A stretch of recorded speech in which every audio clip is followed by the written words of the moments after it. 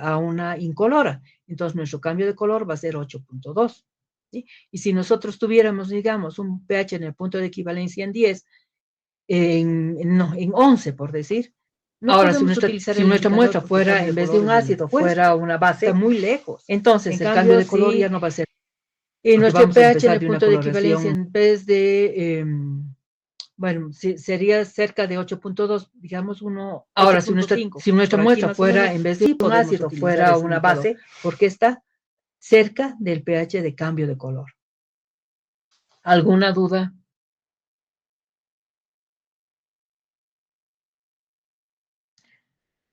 Obviamente todo esto que estamos diciendo no es decir, mi pH en el punto de equivalencia está dentro de la zona de viraje del indicador o está cerca del pH de cambio de color. Listo, puedo utilizar, ¿no? Esas son palabras cualitativas. Todo lo tenemos que refrendar nosotros con palabras cuantitativas o con datos cuantitativos. Entonces tenemos que establecer cuál es el error que estamos cometiendo al hacer esos cambios de indicador. Y lo vamos a hacer, ¿ya? Hasta aquí, ¿está claro?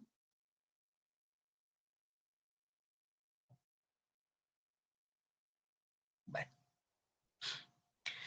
Los indicadores de neutralización. Si ustedes no contestan nada, yo voy a suponer que está todo entendido.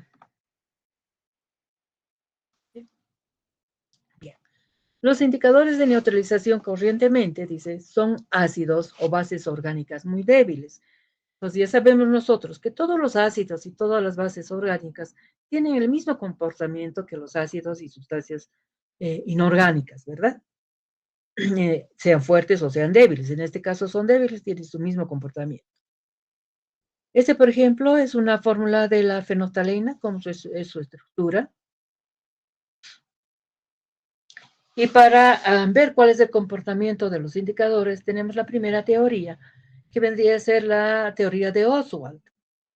Es la primera teoría que ha aparecido, que nos dice que como son ácidos o bases inorgánicas, aquí tenemos un ácido o una base, y como es débil, tiene que tener doble reacción, o sea, dos velocidades, en un sentido y en el otro sentido. Igual si es una sustancia básica, igual si ioniza, igual que las sustancias inorgánicas. Aquí con la característica de que la sustancia que no está ionizada tiene un color que se llama el color sin ionizar. Y la sustancia cuando está ionizada tiene otro color que se llama color ionizado. Que los dos son diferentes colores. Si nosotros ponemos en cuenta, por ejemplo, un indicador ácido, ¿ya? Que es el que más se utiliza, inclusive en las volumetrías de neutralización, los que más se utilizan los indicadores ácidos. La fenolftaleína es un indicador básico, fíjense por su UH. Un indicador ácido se va a ionizar parcialmente, ya sabemos nosotros el tipo de ionización de los débiles, en sus correspondientes iones. Si este indicador se encuentra en un medio ácido, o sea, si lo metemos, por decir, en una solución de ácido clorhídrico o en una solución de ácido acético, entonces el sentido de la reacción se va a desplazar en ese sentido hacia la no ionización. Entonces, ¿qué coloración tendrá que dar ese indicador? La coloración que corresponde a la parte no ionizada, ¿sí? O sea, al indicador no ionizado. Si ese mismo indicador lo sumergimos en una solución alcalina, cualquiera que fuera, entonces por el principio de Leche-Atelier también ya sabemos nosotros aquello, estamos haciendo que los hidrogeniones que provienen del indicador ácido reaccione con los oxidrilos que provienen de la solución básica a la cual hemos sumergido nuestro indicador, nos va a formar obviamente moléculas de agua, ¿verdad? Estas dos reacciones van a ocasionar moléculas de agua y va a haber gasto de los hidrogeniones. Entonces la reacción por principio de Leche-Atelier, ya que esta reacción ha sido perturbada, entonces tiene que ir a compensar lo que se ha ido gastando, y han sido los hidrogeniones. Entonces el equilibrio se va a desplazar en este sentido hacia la recuperación de los hidrogeniones.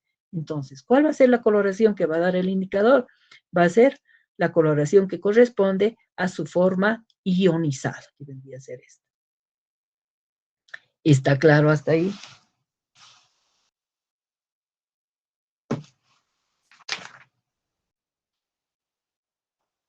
Bien.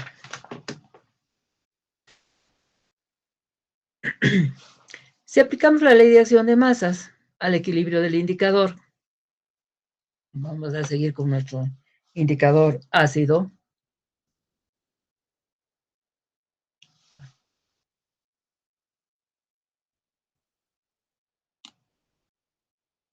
Vendría a ser ese. Tenemos esto, después de aplicar pHs, después de aplicar logaritmos, etcétera, ¿no? Cambiar de signo, tendríamos este pH, ¿sí? Cuando la reacción o la relación de estos dos, esto vamos a simbolizar nosotros como si fuera la forma ionizada y esto la forma no ionizada. Entonces, con la relación de estos, ves 1 a 10, que más o menos se ha establecido esta relación en función a la capacidad que tiene el ojo humano de percibir el color. Más o menos es esa relación de 1 a 10 o 10 a 1, ¿sí? Tenemos un pH ácido. ¿Sí? Vamos a ver en la anterior diapositiva. Aquí está, ¿no? Este es el pH ácido. ¿Ya? O sea, tenemos la relación de la forma no ionizada con la forma ionizada es de 10 a 1. Este es 10 y este es 1. Entonces tenemos el pH ácido. Aquí está el pH ácido. ¿Ve? Tenemos la forma ionizada que está en menor proporción que la forma no ionizada. Entonces, el pH va a variar en la disminución de la unidad en el valor de su pK. Cuando la relación es al revés, es donde la concentración de la forma ionizada en relación a la forma no ionizada es de 10 a 1, están en un pH básico. Eso quiere decir que la concentración de la forma no ionizada es mayor que la no ionizada. Si nosotros nos vamos al anterior, estamos en esta situación. ¿Ve? Aquí la concentración de la forma no ionizada es mucho menor que, por lo menos en 10 veces, que la concentración ionizada. Estamos en un pH básico, en un pH básico. ¿Sí? Entonces, este pH del indicador va a variar en el valor del pK del indicador en más o menos la unidad. Lo que nos indica, ay caramba,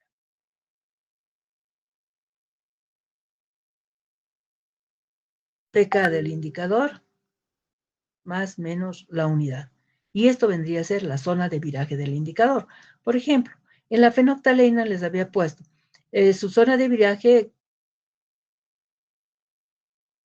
va de 8.2 a 10, o en alguna teoría ponen 10.2. O sea, no exactamente, digamos, es una unidad. ¿Eh? Pero esta zona de viraje varía así, más o menos vendría a ser de aquí al centro va a estar el valor de pK del indicador y vamos a tener una unidad más o menos por debajo y una unidad más o menos por encima. Y esa es la zona de viraje del indicador. Es por eso que la mayoría de los indicadores tienen dos pHs en el frasco donde están. Un pH, digamos, en este ácido y un pH ácido, básico, ¿ya? Y que fluctúa más o menos en 2 unidades.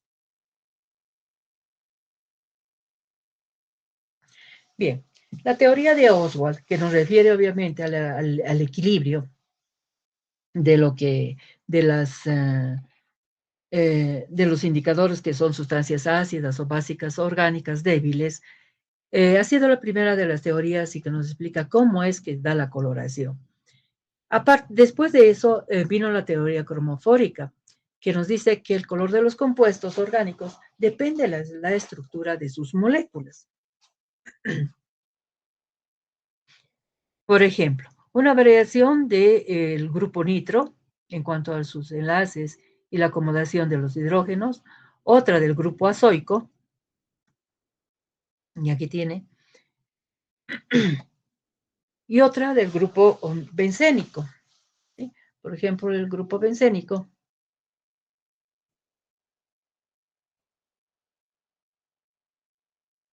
tendríamos este y va a su forma quinónica.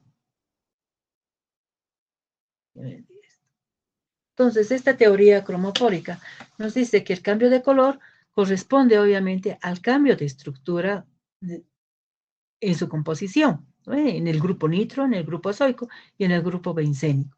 Si nosotros nos vamos aquí al paranitrofenol,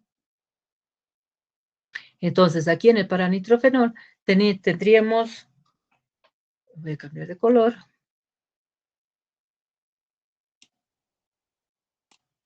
tendríamos, por decir, el grupo bencénico, que en medio básico va a un grupo quinónico.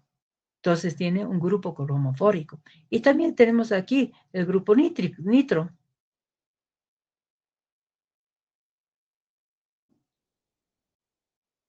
que va a esto. ¿Sí? Entonces tenemos dos grupos cromóforos. Sin embargo, eh, obviamente cuando uno va haciendo investigación en su campo, ha aparecido otro grupo de profesionales que dijeron, no solamente tenemos la teoría de Oswald que nos dice la reacción química y cómo funciona, y tampoco solamente es la teoría cromofórica que nos dice que el cambio de estructura en algunos grupos es lo que produce el color.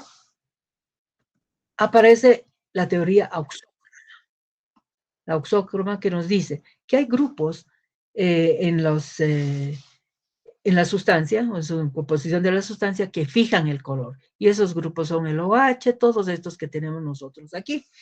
Si nos vamos al paranitrofenol y le ponemos con azul, le pondremos con azul los grupos auxócromos. Aquí tenemos un OH, tiene un grupo auxócromo que fija el color del indicador, solamente uno. Hay otros que tienen, obviamente, estos otros grupos.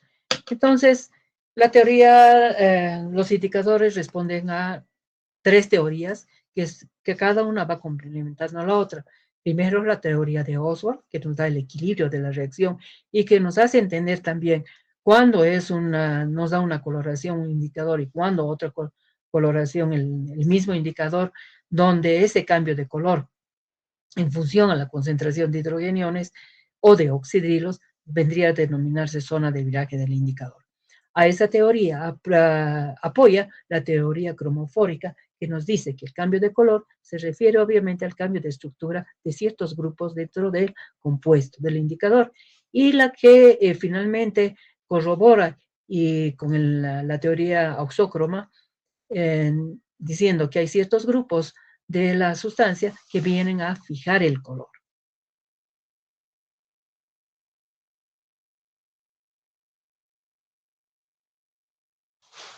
Bien, de acuerdo a ello entonces, fíjense que ustedes aquí les tengo una serie de indicadores que nos dan las diferentes coloraciones. Por ejemplo, el rojo de cresol es un indicador netamente ácido, donde sus cambios de color son dentro del medio ácido. De 0,2 para abajo nos da una coloración roja, de 1,8 para arriba nos da color amarilla. Si nosotros llegáramos a, digamos, añadir sustancia básica para que llegamos a un medio básico en función del rojo de cresol, entonces podríamos tener la misma coloración amarilla hasta el final de la titulación. A ver.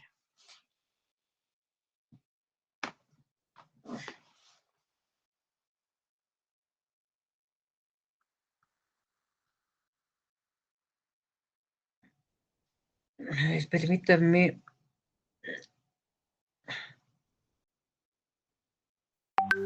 Aquí. Lo mismo el azul de timón.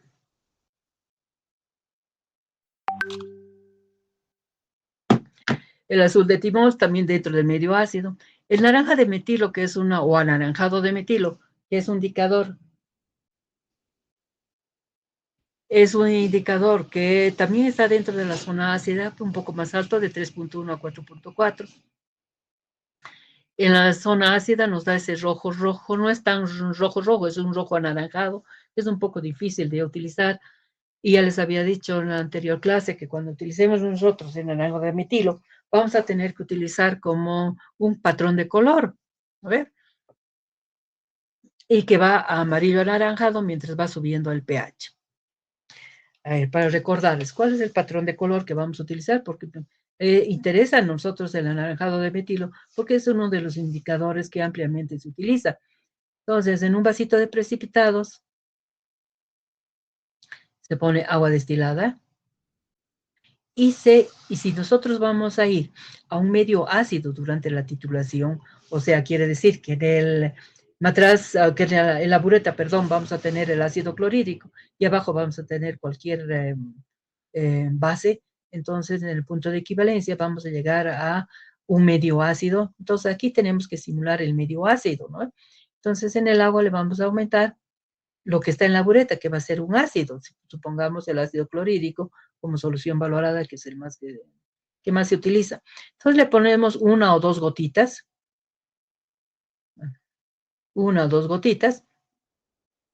y ya va a ser un medio ácido, y ese medio ácido va a tener la coloración rojiza, rojo anaranjado. Entonces nosotros en nuestra titulación tenemos que llegar a esa intensidad de color que tenemos en nuestro vaso de precipitado. A eso se llama patrón de color. ¿Ya? Lo mismo puede ocurrir, digamos, con un azul de bromo cresol. Entre celeste y verde hay cierta dificultad, digamos, en la visualización en el punto final, ¿verdad? Y ya sería celeste o verde. Entonces, cuando tengamos esa dificultad, podemos trabajar con un patrón de color. El rojo neutro también, aunque el rojo del rojo neutro aquí en su medio ácido, que es 6.8, es mucho más intenso que este rojo anaranjado que vamos a tener con el naranja de metilo. El rojo de metilo, quizás el rojo también es más intenso, pero no tanto como el rojo neutro. Por eso aquí se los he puesto con una coloración media violeta, porque a veces cuando nosotros estamos llegando al punto de equivalencia de 7, imagínense aquí 7, nos caería perfecto, ¿no ve? Entonces, utilizar esto porque el rojo es más nítido que el rojo que nos da el naranja de metilo. El rojo de metilo tendremos que utilizar también con un patrón de color. El tornasol, aquí el tornasol, ya aquí no hay diferencia entre un rojo y azul, ¿ve? Entonces, aquí no se trabaja con patrón de color porque el cambio de color del rojo a azul o viceversa, del azul al rojo, es totalmente nítido y totalmente perceptible al ojo humano. En cambio, de estos otros hay cierta diferencia.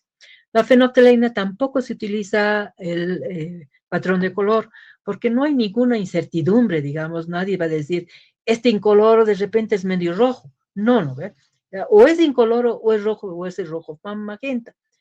La única, digamos, eh, cuidado que se tiene que tener en la fenolftaleína cuando lleguemos al rojo magenta es que ese rojo magenta perdure en el matraz Erlenmeyer por lo menos durante 30 segundos.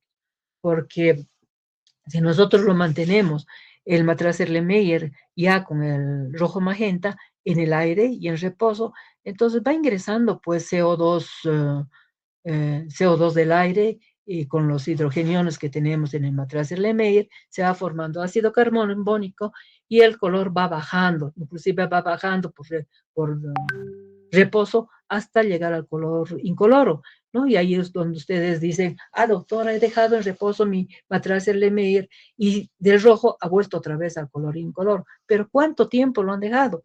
Entonces, para considerar nosotros que el volumen que vamos a notar es justamente cuando hemos llegado al punto final, o sea, al cambio al rojo magenta, ese rojo magenta, vuelvo a repetirles, tiene que mantenerse, por ejemplo, tiene que mantenerse por lo menos como rojo magenta 30 segundos. Entonces, si llegan ustedes a esa coloración, tienen que contar 1, 2, 3, 4, hasta 30 segundos, y ese es el volumen que tienen que anotar. Después de eso, Si ustedes lo dejan en reposo, su matraz Erlenmeyer, y se vuelve incoloro, eso ya no es válido.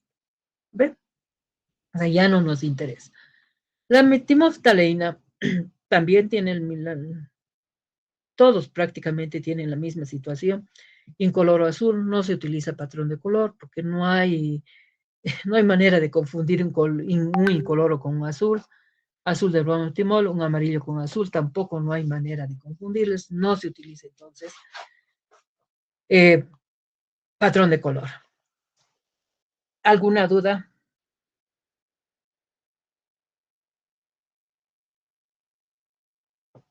¿Está claro, chicos? ¿O se han ido a almorzar? No, doctora, seguimos en clase. Sí. Bueno, fíjense, creo que voy a practicar un poquito más con el MIT, pero creo que el MIT está mejor, así no se corta. Ya no hay escape, digamos, ¿no? De ustedes para ir para ir a almorzar o cualquier cosa. Seguimos entonces. Bien. Aquí son los colores del indicador universal. Estas son las coloraciones que tenemos nosotros. En un medio ácido va a ir desde coloración al rojo anaranjado, que es más o menos el rojo anaranjado, el cual nos da el naranja de metilo, ¿sí? Y esto es el azul de bromotimol, que es el azul de bromotimol. Más o menos esto es lo que tenemos en los papeles indicadores, que a veces vamos a utilizar para ajustar el medio, pero que generalmente nos vamos a basar en esto. La medida de la acidez o basicidad de una disolución en función al concepto del pH. ¿Sí? Aquí está, justamente el anaranjado de metilo. El indicador de la coloración en el medio ácido va a ser el rojo anaranjado, no es el rojo intenso, rojo anaranjado que va desde pH 3.1 hacia abajo, ¿sí? 2, 2.1, etcétera, hacia abajo. Y el color amarillo en un pH básico desde 4.4 hacia arriba. O sea, estamos aumentando el pH hacia la zona básica. La fenoftalina, la coloración incolora, aquí es desde el pH 8.5 hacia abajo, o sea, hacia el medio ácido, hacia el 2, hacia el 1, nos va a dar incoloro. Y pH es este rojo magenta, por encima de 9, según la literatura que utilicemos. Y los indicadores que utilicemos, por ejemplo, en la facultad tenemos el pH, si no me equivoco, que es 10, no es 9, 10 y por encima de 10, desde 10 hasta pH 14 nos da esta coloración.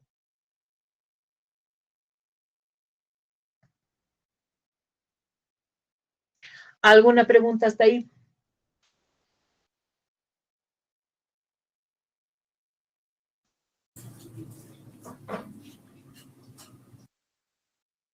Ya. Entonces voy a dejar de compartir esto para compartir otro.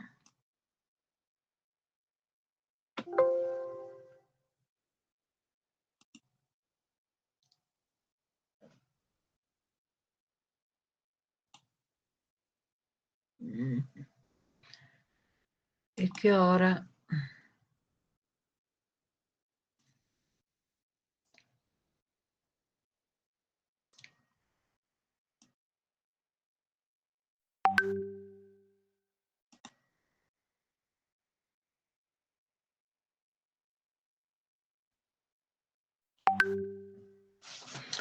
aquí tienen que hacer lo mismo que lo anterior. A ver. Estoy compartiendo, chicos. Sí, doctora. Doctora. Ya, gracias. Bien, es un Word que está en blanco, pero que lo vamos a utilizar para seguir haciendo, porque ya lo demás ya no puedo hacer con dibujitos, con Power. Vamos a empezar con las llamadas curvas de titulación, que es lo que nos va a permitir a nosotros la elección del indicador.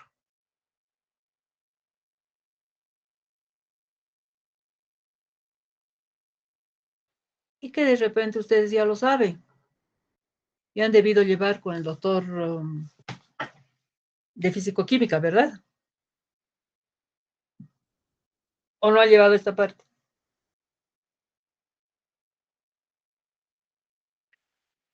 El primer tipo.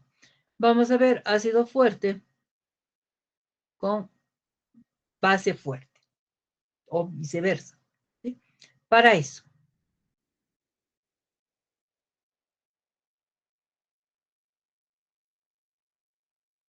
vamos a hacer una titulación de ácido clorhídrico 0,1 molar,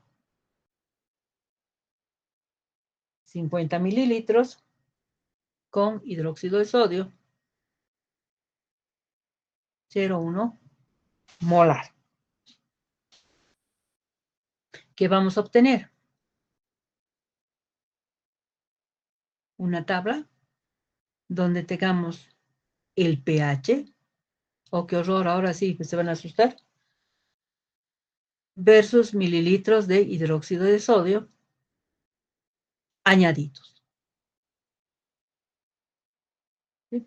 Entonces, lo primero que nosotros tenemos que hacer es establecer cuál va a ser el volumen de hidróxido de sodio 0,1 molar que necesitamos para neutralizar todo el ácido clorhídrico. O sea, nuestra reacción va a ser el ácido clorhídrico, que vendría a ser nuestra muestra, por decir, con hidróxido de sodio, nos va a dar cloruro de sodio y agua. El producto es cloruro de sodio. ¿Sí? Cuando tenemos esto, ¿qué pH tendríamos nosotros en el punto de equivalencia? pH neutro. Neutra. ¿Y a qué equivale ese pH neutro? ¿Qué valor tendría? 7. 7. Exactamente. Entonces, bueno,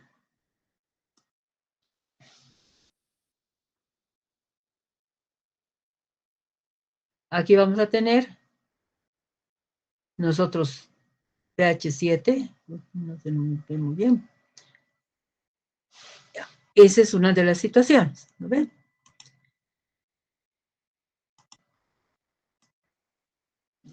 pH 7. Otra. Muchas de las titulaciones vamos a ver más adelante. No vamos a tener el valor ahora, podemos decir, es un pH 7 porque están reaccionando dos fuertes. Y para darnos un producto como el cloruro de sodio, que ambos provienen de fuerte, entonces el pH tiene que ser 7. ¿Sí? En otras titulaciones, por decir, en vez de ácido clorhídrico, podría ser un ácido acético, y con hidróxido de sodio ya no vamos a poder establecer directamente, así a priori, la magnitud del pH. Entonces vamos a tener que hacer cálculos. Vamos a decir que sí va a ser un pH básico, pero no vamos a poder dar la magnitud como en este caso. Ahora, una vez que hemos establecido más o menos qué pH nos va a dar, si neutro, básico o ácido, entonces tenemos que establecer cuál va a ser los mililitros en este caso, de la solución de hidróxido de sodio que vamos a necesitar para neutralizar completamente todo el ácido clorhídrico. Para eso, ¿podemos decir en este momento cuánto vamos a necesitar?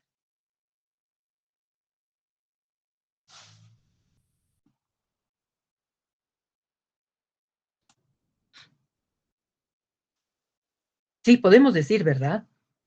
Nosotros sabemos por nuestros conocimientos que si tenemos la misma concentración de ácido clorhídrico, que es fuerte, con la misma concentración de hidróxido de sodio, que es también fuerte, y aquí abajo tenemos 50 mililitros, entonces se supone que los 50 mililitros de ácido clorhídrico va a reaccionar también con 50 mililitros de hidróxido de sodio 0,1 molar. ¿Ven? Porque son de la misma concentración. Pero si alguien tuviera algún tipo de duda, entonces lo único que tiene que hacer es trabajar con la fórmula típica de equivalencia, por decir.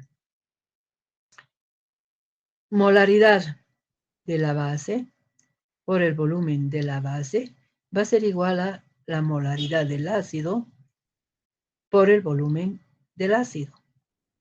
Necesitamos saber nosotros el volumen de la base. El volumen de la base va a ser 0,1 del ácido por 50 mililitros sobre 0,1 de la base. Esto se anula y esto es a 50 mililitros. Entonces, nuestro volumen de neutralización va a ser 50 mililitros. Eso quiere decir que si nosotros añadimos directamente 50 mililitros de hidróxido de sodio, vamos a tener la neutralidad completa y solamente va a haber en el matraz Erlenmeyer cloruro de sodio y no va a haber ni ácido clorhídrico ni hidróxido de sodio. Y eso es, vendría a ser el punto de equivalencia.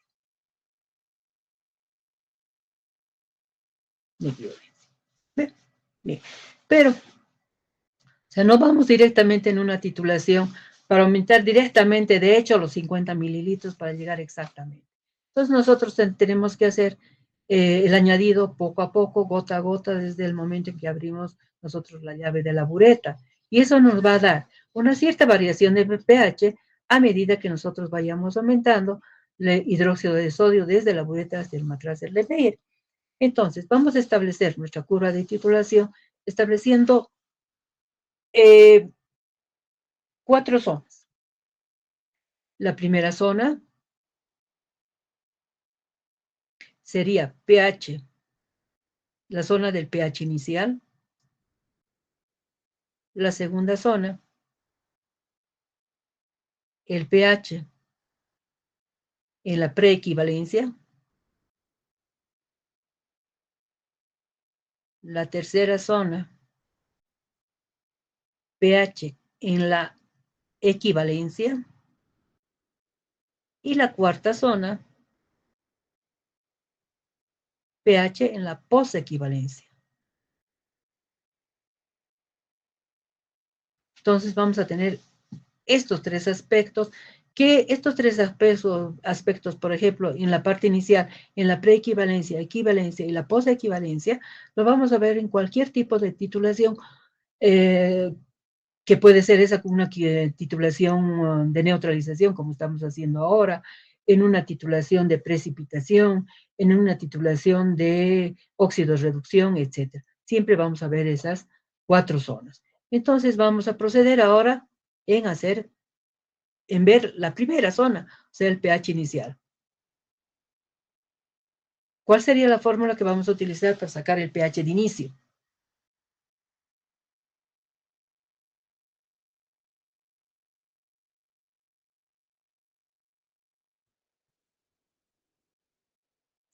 Doctora, el menos logaritmo de la concentración. Exactamente. Menos logaritmo de la concentración de hidrogeniones, ¿no? Entonces, para eso, solamente está en el matraz Erlenmeyer el ácido clorhídrico, hidrogeniones más cloruros. Si esto es 0,1 molar, también nos va a dar 0,1 de hidrogeniones y 0,1 de cloruros, que no nos interesa de cloruro. Nosotros estamos diciendo la variación de hidrogeniones. Entonces, menos el logaritmo de 0,1. ¿Cuánto sería ese pH? 1, ¿verdad? Entonces, ¿cómo lo expresamos aquí?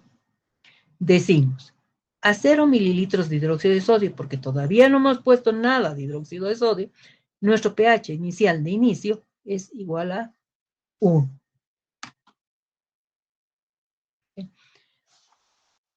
Ahora,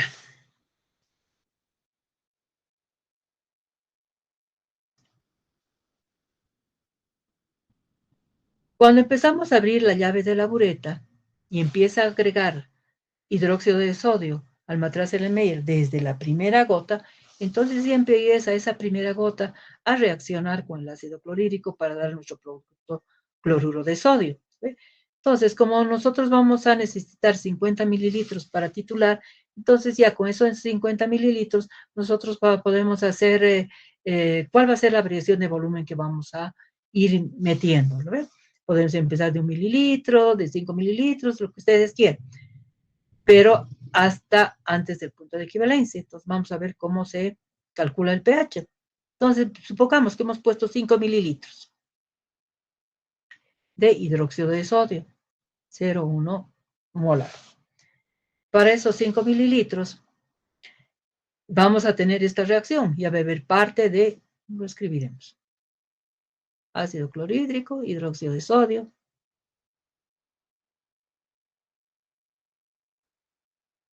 Tenemos esto.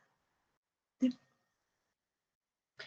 A los 5 mililitros de hidróxido de sodio, los 5 mililitros de hidróxido de sodio han reaccionado con parte del ácido clorhídrico para darnos cloruro de sodio. ¿Sí? En este momento todo el hidróxido de sodio se ha consumido y solamente queda ácido clorhídrico. Entonces, ¿cómo calculamos el pH?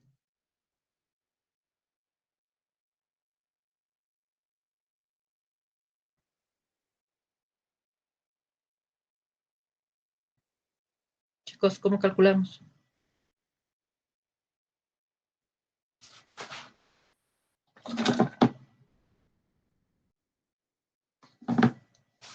Si está solamente el ácido clorhídrico es un ácido fuerte. Entonces, con la misma fórmula que aquí hemos calculado, menos el logaritmo de la concentración de hidrogeniones. Pero ahora, la concentración de hidrogeniones va a variar. ¿Por qué va a variar? Porque parte del ácido clorhídrico ha sido neutralizado por los 5 mililitros por un lado. Y por el otro lado, este ácido clorhídrico que queda, sin neutralizar, ha sufrido el efecto de dilución, ¿verdad? Ha aumentado el volumen. Entonces, esa concentración va a variar. Entonces, la nueva concentración de hidrogeniones que queda, o sea, que viene o que proviene solamente del ácido clorhídrico, va a ser volumen inicial por la molaridad de la solución inicial, o sea, del ácido clorhídrico, menos el volumen agregado de la solución que se está agregando por la molaridad de la solución que se está agregando, que vendría a ser el hidróxido de sodio. Aquí ya estamos haciendo la neutralidad, ¿no ve? Y aquí estamos haciendo la dilución, volumen total. Entonces, el volumen inicial que tenemos del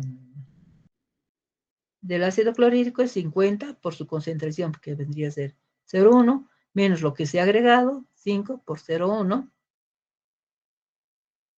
entre el volumen total, que vendría a ser 55. Y eso le sale, a ver, por favor, ahí sí que me van a ayudar ustedes. 0,08. ¿Cabal? Tiene más decimales, le dicto, doctora. Uno más. Y es redondeado. 0,082. 82. Entonces, el pH va a ser menos el logaritmo de 0.082. Y eso sale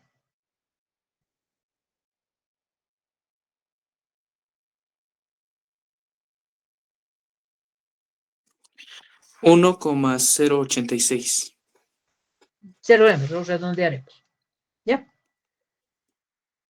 Entonces, aquí, para 5 mililitros, nuestro pH va a ser 1.09. ¿Verdad? Fíjense cómo el pH está aumentando. ¿Por qué está aumentando? Porque el ácido clorhídrico se está neutralizando. ¿Ve? Obviamente, tiene que ir aumentando hasta llegar a 7. A ver. Ustedes saquen para la mitad, para 25 mililitros. ¿Cuál vendría a ser el pH? Y me dicta.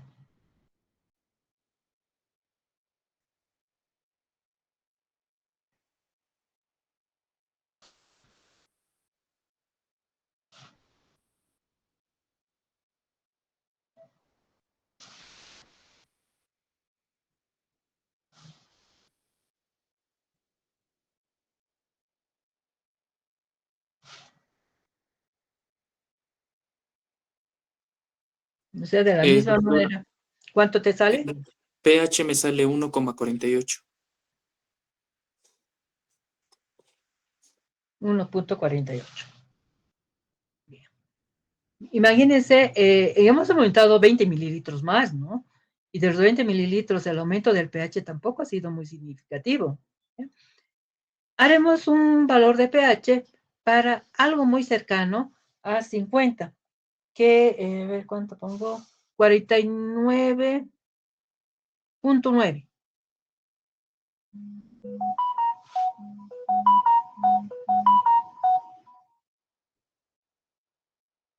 Ustedes me dictan.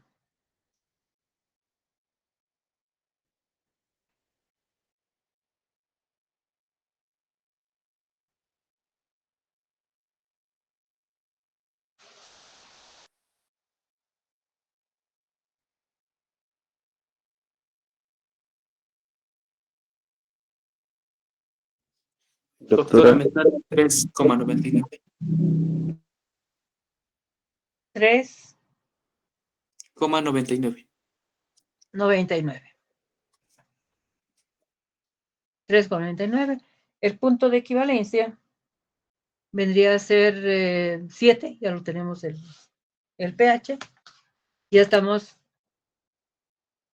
en el punto de equivalencia y ahora nos vamos a la zona de posequivalencia. O sea, después del punto de equivalencia. Aquí pondremos tercero. Punto de equivalencia es igual a 7, donde la concentración de hidrogeniones es igual a la concentración de oxidrilos. Y eso es 10 a la menos 7. ¿Okay? Que esto obviamente no proviene ni del ácido clorhídrico ni del hidróxido de sodio, solamente proviene del agua. ¿Por qué no proviene del ácido clorhídrico ni del hidróxido de sodio? Porque ya no vamos a tener ni ácido clorhídrico, aquí pondremos, ni hidróxido de sodio.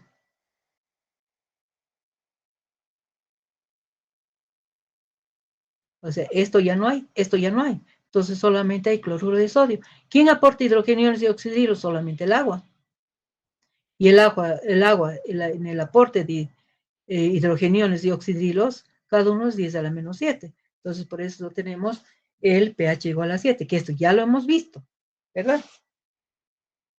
Ahora, 50.1 para el cuarto. O sea, la zona de posequivalencia.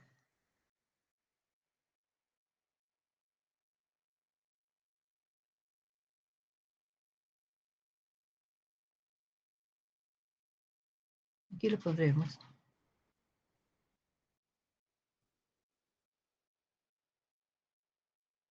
Aquí pondremos el cuarto.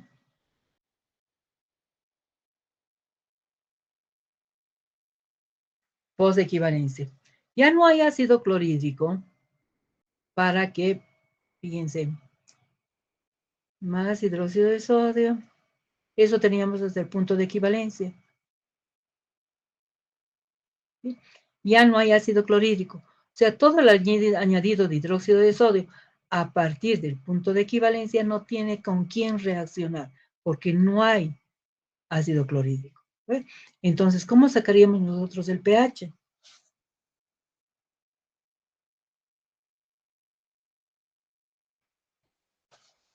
¿Cómo sacarían? Solamente hay hidróxido de sodio. Entonces tenemos que utilizar el pOH menos logaritmo de la concentración de oxidrilos, ¿verdad? Y esa concentración de oxidrilos, ¿a qué es igual? Al volumen en exceso que tenemos nosotros de hidróxido de sodio. O sea, volumen en exceso del hidróxido de sodio, ¿sí? Por su molaridad sobre el volumen total. Porque todo lo demás, por ejemplo, de los, era 50.1, ¿verdad? 50.1 mililitros de hidróxido de sodio, ¿verdad?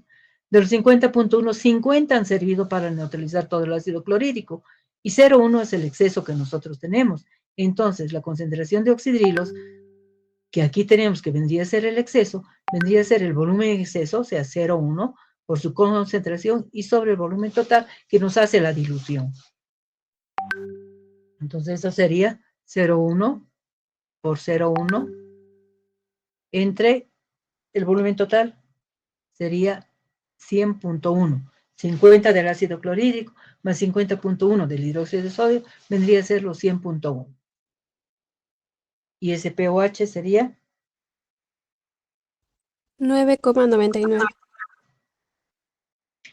9,99 vendría a ser el pH, ¿verdad? Sí, doctora, el P... No. El pOH. Bueno, supongamos que sea 9,99, que sea este 4, que más o menos algo así va a salir. ¿Ves? Y el pH sería igual a 10. En vez de ir redondeando el 9,99 que nos dijo tu compañera. Entonces, aquí vamos a tener 10. ¿Ya? Bien. Fíjense cómo hay aquí un salto brusco. De 3,99, que es un puntito antes del punto de equivalencia, a 10, tenemos, que incluye obviamente el punto de equivalencia, tenemos el punto de equivalencia. Hay un salto brusco, de 4 más o menos hasta 10. ¿Sí? Una vez que nosotros, bueno, a ver, nuestra coloración. Pondremos aquí. Ya. Esto vendría a ser, muy fuerte.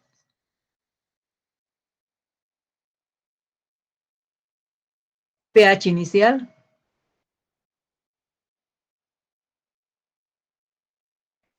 La zona 2, que vendría a ser zona de preequivalencia. Aquí pondremos.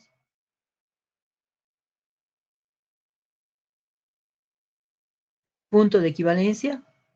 Y aquí la zona de posequivalencia. Posequivalencia. Son las 4, ¿no? Entonces, una vez que nosotros tenemos la tabla, obviamente tenemos que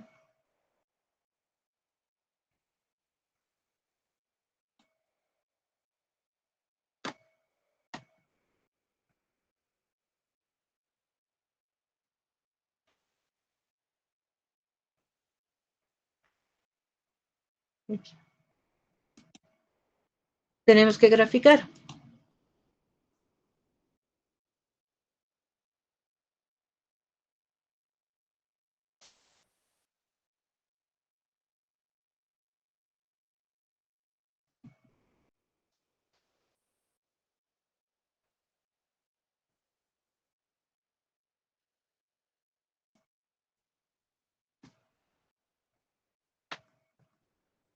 Iremos a la otra página.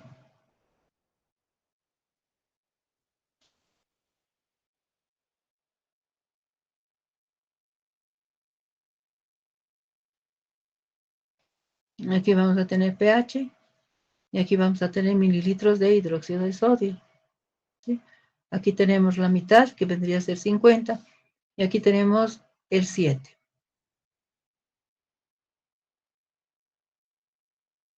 Y aquí tenemos el punto de equivalencia. Hemos empezado de un pH cerca de 1, creo.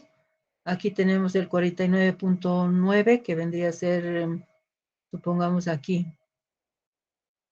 el 4. Y 50.1, aquí pH 10, digamos.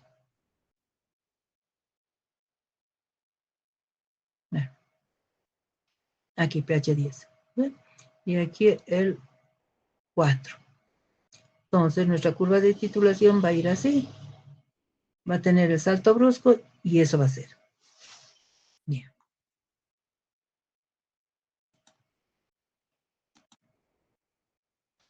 Entonces aquí tenemos nosotros una zona de salto brusco de pH. Vendría a ser esta la zona. Este salto brusco. Todo este salto brusco nos sirve a nosotros para elegir el indicador. ¿Sí? Entonces, desde un pH 4 hasta un pH 10. Y ahí tenemos. A ver, les he sacado foto para los indicadores.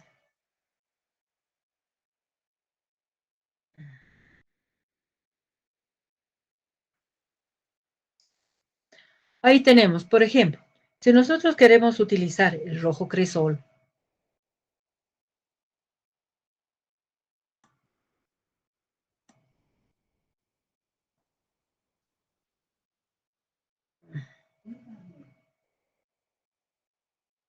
su pH es de 0.2 a 1.8.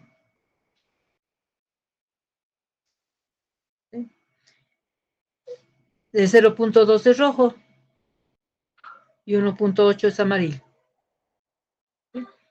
¿Qué opinan ustedes? ¿Lo podemos utilizar? Según el criterio que tenemos, esta es la zona de viraje del indicador. Nuestro pH en el punto de equivalencia es 7. ¿Cuál es la consigna? Que el pH en el punto de equivalencia tiene que estar dentro de la zona de viraje del indicador, o sea, entre 0.2 y 1.8. Eso no nos sirve. Esa es una de las consignas. La otra consigna dice que el pH en el punto de equivalencia tiene que estar cerca del pH de cambio de color. Ese cerca del pH de cambio de color quiere decir, si nosotros ponemos el rojo cresol a nuestro matraz LMIR que tiene ácido clorhídrico, se va a teñir de rojo. ¿Sí? Cuando le añadamos hidróxido de sodio y lleguemos a 1.8, la coloración va a ser amarilla. ¿Sí? Y nosotros, aquí vamos a poner de 0.2 a 1.8. Aquí es rojo y aquí es amarillo. Y nuestro pH en el punto de equivalencia, más aquí es, ¿verdad? Ya se me borra ahí, es 7. Ese es punto de equivalencia. El cambio de color no va a ser rojo, va a ser amarillo. Este es el cambio de color, pero 7 está muy, pero muy lejos del cambio de color. Entonces no nos interesa ese indicador. Vamos a cometer mucho error porque está muy lejos.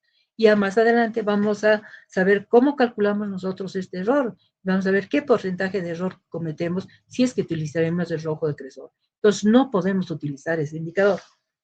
Otro indicador, a ver, el naranja de metilo.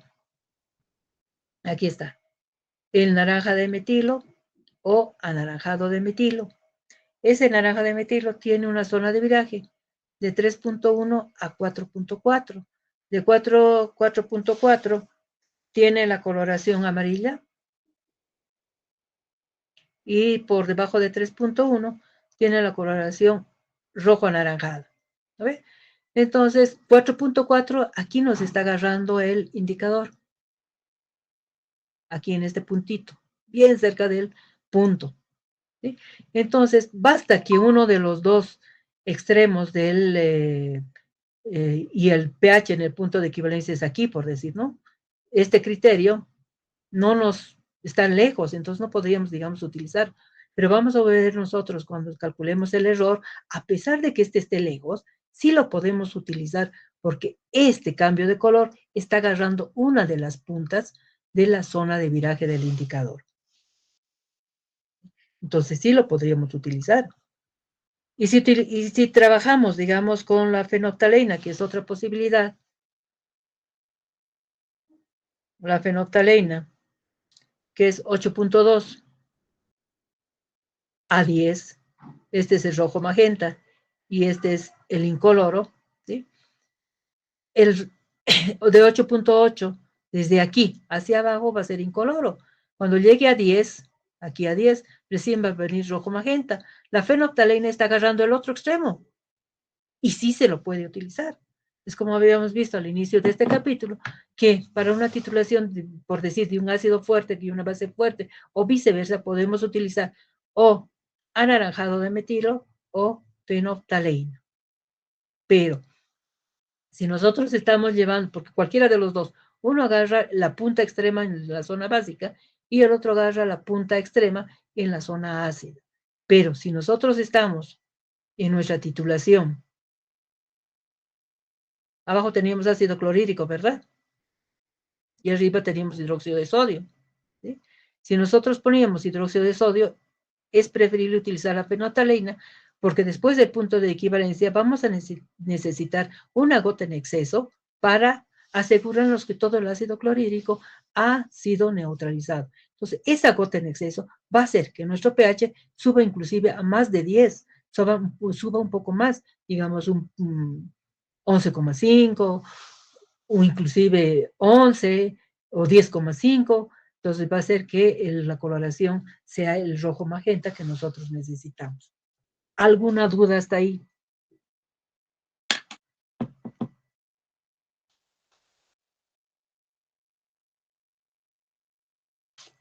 Cuando se trata de una titulación de ácido base fuerte, entonces el salto brusco de pH es tan amplio que podemos utilizar varios indicadores. Entonces, con las anotaciones que ustedes tengan para la próxima clase, me van a decir qué indicadores más de los que tienen ustedes en la clase, o pueden utilizar un libro de inorgánica, lo que sea, podemos utilizar para la titulación del ejemplo. Ahora, podemos tener al revés también. Supongamos que ahora nuestra muestra sería el dióxido de sodio y arriba tuviéramos el ácido clorhídrico. Entonces nos va a dar otra curva muy parecida a esta, donde vamos a empezar de un pH básico y vamos a terminar en un pH ácido. Y en la zona donde hay salto brusco del indicador, entonces ahí podemos nosotros, en toda esta zona, elegir el indicador. Cualquier indicador que caiga dentro de esta zona podemos utilizar. A ver, para tarea para la próxima clase, para el jueves, ustedes van a hacer el caso inverso, pero, está bien, el caso inverso. Entonces aquí van a poner les pondré con azul. En el matraz de Meyer van a tener hidróxido de sodio, 0,1 molar, y en la bureta van a tener el ácido clorhídrico, 0,1 molar. Van a ser los mismos pasos. Aquí pueden poner, cambiaremos pongan 25 mililitros y hacen los mismos pasos. ¿De acuerdo? Y con eso terminaríamos la clase, a no ser que tengan alguna pregunta. ¿Cómo es, chicos? ¿O ya se han dormido? No, doctora, yo tengo una pregunta. En Dime. caso de el indicador que podríamos usar aparte de la fenolftaleína, ¿es correcto si usamos el tornasol? Porque tiene una zona de viraje de desde 5 hasta 8. Excelente el tornasol. Si tienes desde 5 hasta 8, fíjate, ¿qué te va a agarrar? Te va a agarrar de aquí y te va a agarrar de aquí. Sus dos pHs en la zona de viraje incluyen el punto de equivalencia. Cualquier indicador donde el pH en el punto de equivalencia está dentro de la zona de viraje del indicador es muy buen indicador. Lo está agarrando del centro. ¿Sí? ¿Me dejo entender? Sí, doctora, muchas gracias. ¿Alguna otra pregunta?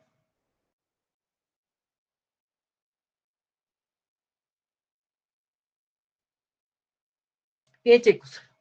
Que tengan un lindo día. Nos vemos entonces el día jueves. ¿Ya?